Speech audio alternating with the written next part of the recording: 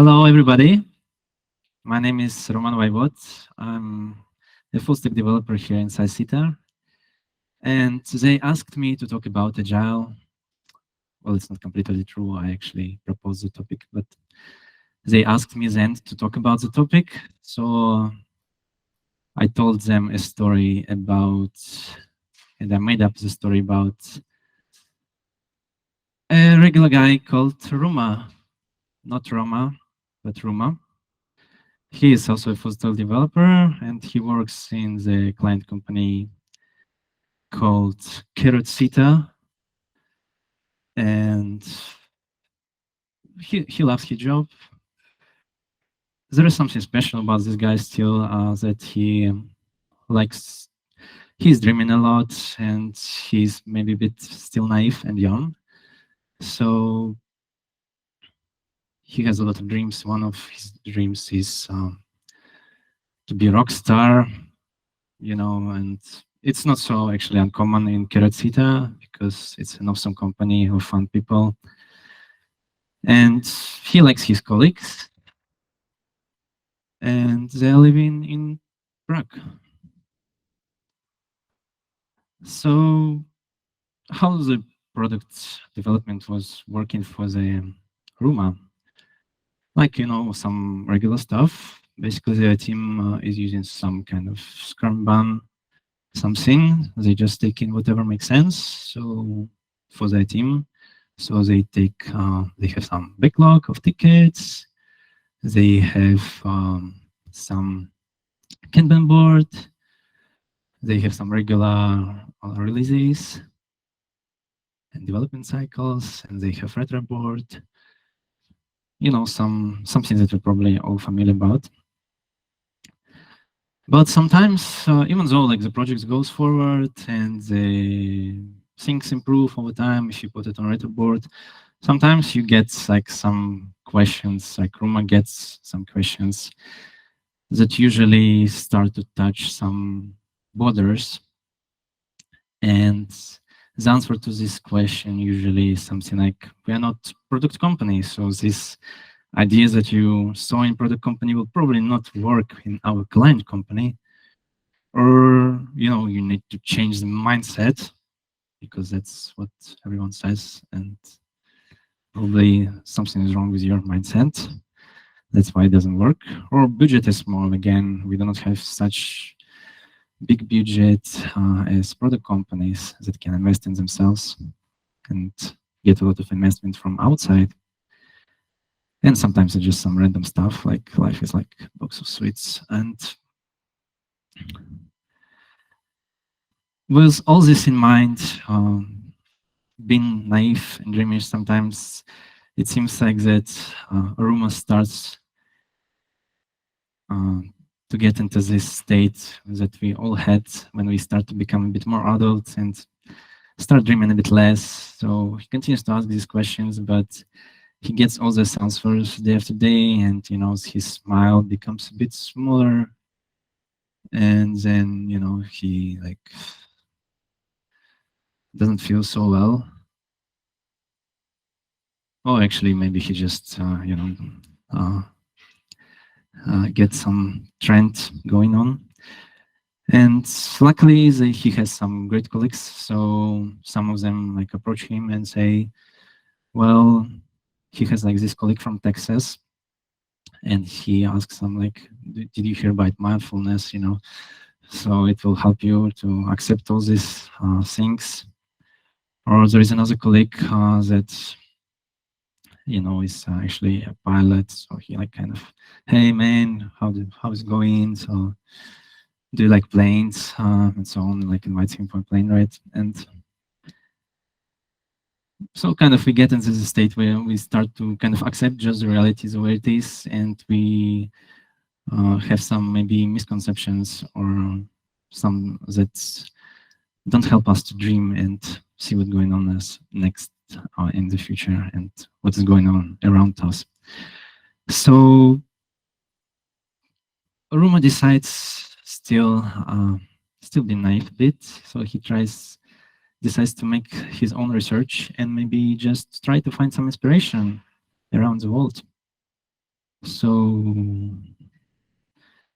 he gets to his laptop and he goes to YouTube, and the video that pops out is this very optimistic title called "Agile is Dead," and it's quite an old video, but it's actually got something like 1.4 million views, which is quite a lot for a conference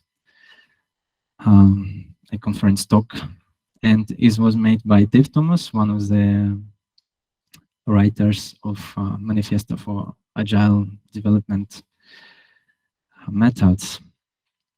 And yeah, and the main thing that he gets from there is actually that Dave Thomas says that agile, he doesn't like this word, so he calls it agility. And the main thing is that actually agility can be explained in just 4 simple steps of a cycle algorithm. And the first step is just to find out where you are. Then you take a small step towards a goal. Then you adjust your understanding based on what you learned, and you repeat. And this is actually one of the algorithm, like some, let's say, description of algorithms that is used in PID controllers. And probably you all kind of, when you get in some unknown environment, you will behave somehow similar, right? But that's basically the Dave Thomas, what he calls the kind of the root, the main thing about agility. And how to do it when you're faced with 2 more alternatives that deliver roughly the same values, then you should take the path that makes future change easier, because then you get a win when you need to adjust based on what you learned, right? So it gives a hope to Rumar, and he starts to research more. And he goes to another YouTube video, and it's a talk from the Pipedrive company. And he actually also finds out after that some other companies in Czech Republic also were inspired a lot by the processes that done in Pipedrive. And yeah, so basically what they do in Pipedrive is that they, of course, it's a product company. So maybe not of course, but it's a product company, and they also managed to do some architecture of the products that they made, that it's divided in separate independent parts. And for each part, some of those parts are grouped, and you get a tribe that gets responsibility for this part of the product. On this image, you can see that there are 2 tribes here, tribe A and tribe B. So each tribe has some so-called launchpad. In this launchpad, it's where the team usually kind of stays most of the time. And the idea there is that it does some maintenance work on this part of the product. But also, while doing the maintenance work and in the collaboration in the product managers and design, they come up with so-called features. And features at some description of some maybe new feature, and they bet on those features. So they have like every week they have 1 day, I think like pitch betting day, and on this day they choose some features that they like. The presenter usually says that, and they try to assemble like the mission, and the presenter usually says that, okay, for this mission to implement this pitch, I already has some people, I'm missing those several, so can you come and join my team, or would be interested? And people who are interested, they can actually join the mission. They don't necessarily need to be from the same tribe, so there is some rotation going on. And another thing is that also you can make a kind of mission cross, not only inside the part that one tribe is working on, but you can actually make changes in different parts and this gives you flexibility to get several people from different tribes that actually know those different parts, and so you actually can implement something new.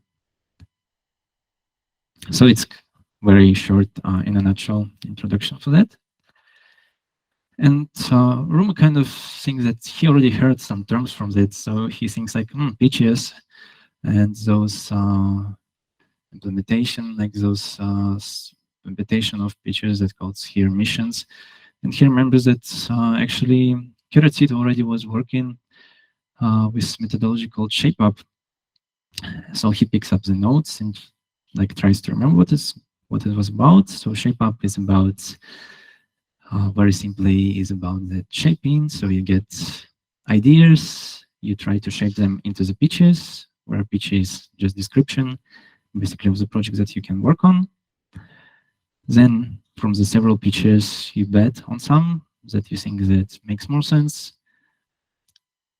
And then you take 6 weeks, so like some fixed time box to implement this pitch. And one of the main things that Ruma remembers that actually get very focused on what you're building, so you do not get any distractions from outside. You just implement in this pitch.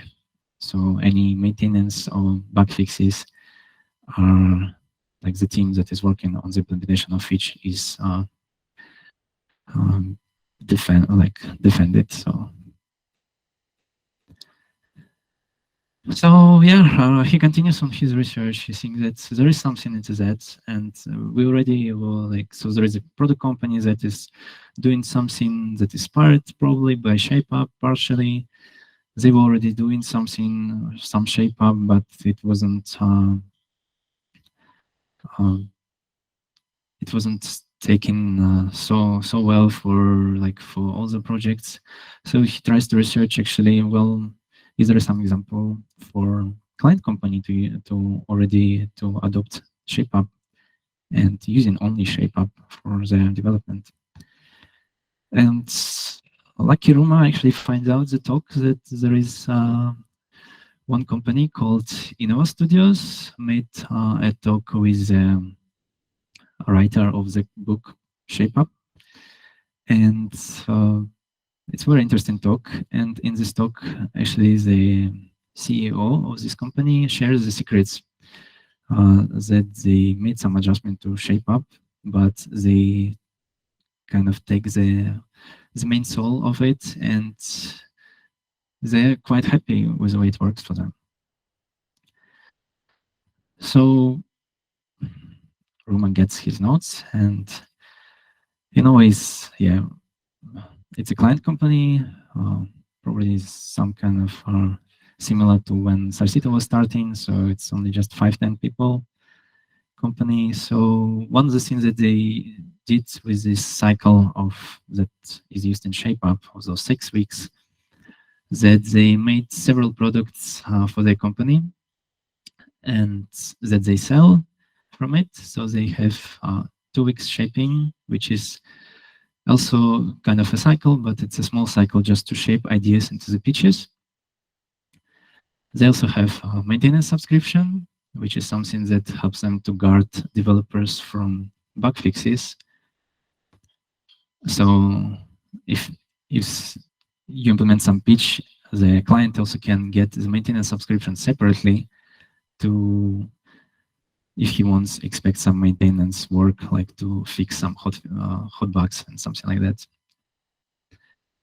And they actually sell not just 6 weeks projects, but they sell 2 for 6 weeks projects. Well, I guess the company is quite small, and some of the projects are quite small as well, so they actually can deliver something in those 2 for 6 weeks. But at the same time, I also researched and Ruma researched and find that they had also some pretty big projects as well. And another idea is that they actually take this pitch, the one that was selected by client, and take it, put it as an addendum to contract with client. And also the client, if he decides, he can stop the project, and then they can negotiate further. That's why I think it makes sense to have those 2 for 6 weeks. So the rest time could be sold to, to pivot the project to something else.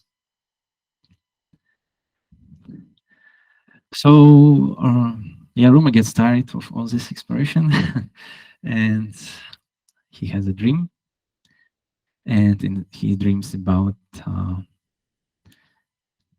new carrot zeta based on the inspiration that he got from his research.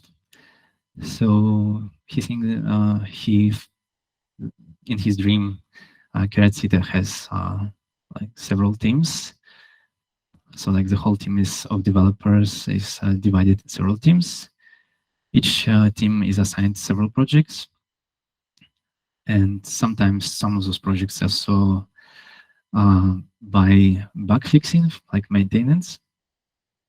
And also there are some kind of missions or those little projects that Carrot has for different projects, and they sign a special contract for that for each client. And basically, from the team that is working, that is responsible for this project with this client, it can apply to this mission and start working on it. So you see that there are like in the team A, you have 2 missions that are working for a light delay or a lead delay, and you also have in the other team, you have also some missions. Sometimes it could be even 1 person or 2 person, and they're working for different projects. But you see that, for example, for these projects, the maintenance is not wasn't bought.